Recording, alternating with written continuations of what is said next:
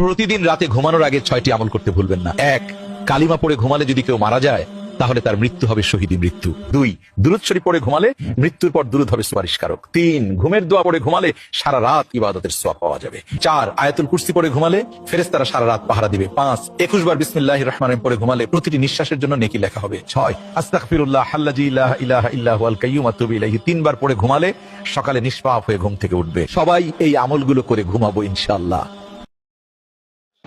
আপনার অজু থাকুক বা না থাকুক, ঘুম থেকে উঠে 5 বার এই কালেমাটি পাঠ করুন। তারপরে বুকে ফু দিন, দিয়ে আপনি রিজিকের উদ্দেশ্যে বের হন। ইনশাআল্লাহ আপনার রিজিকে বরকত হবে, আপনার কাজে বরকত হবে, হবেই হবে ইনশাআল্লাহ। আমি কালেমাটি বলে দিচ্ছি, আপনারা একটি শেয়ার করে অন্য ভাইকেও শিখার সুযোগ করে দিবেন। কালেমাটি হলো ইন্নাল্লাহা গফুরুর রাহিম, ইন্নাল্লাহা গফুরুর রাহিম।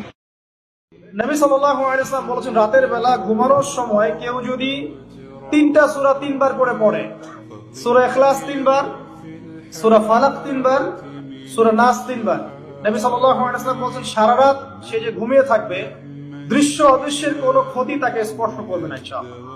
যে ব্যক্তি এই দোয়াটা সকাল সন্ধ্যা 3 বার করে পড়ে, কিয়ামতের মাঠে আল্লাহ পাকের উপর হক হয়ে যাবে, ওয়াজিব হয়ে যাবে, আল্লাহ ওই ব্যক্তিকে সন্তুষ্ট করে দেবেন ইনশাআল্লাহ। রাদিতু বিল্লাহি রাব্বান ওয়া বিল ইসলামি দীনান ওয়া বি মুহাম্মাদিন সাল্লাল্লাহু আলাইহি ওয়াসাল্লাম নবিয়্যা।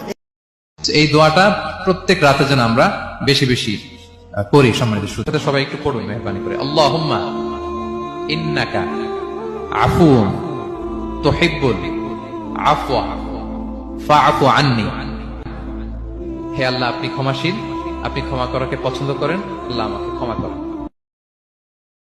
সহিহ বুখারীর হাদিসে আছে, ঘুম থেকে ওঠার পরে আপনি যদি দোয়া করেন আল্লাহর কাছে, লা ইলাহা ইল্লাল্লাহু ওয়াহদাহু লা শারীকা লাহু লাহুল মুলকু ওয়া লাহুল হামদু ওয়া হুয়া আলা কুল্লি শাইইন কাদির, আলহামদুলিল্লাহ ওয়া সুবহানাল্লাহ ওয়া লা ইলাহা ইল্লাল্লাহু আল্লাহু আকবার ওয়া লা হাওলা ওয়া লা কুওয়াতা ইল্লা বিল্লাহ। এটা বলার পর যদি বলেন আল্লাহুম্মা গফিরলি, অথবা আল্লাহর কাছে যা চান সেই চাওয়া আল্লাহ কি করবেন? পূরণ করবেন। একটি জায়গায় ঘুম থেকে ওঠার পর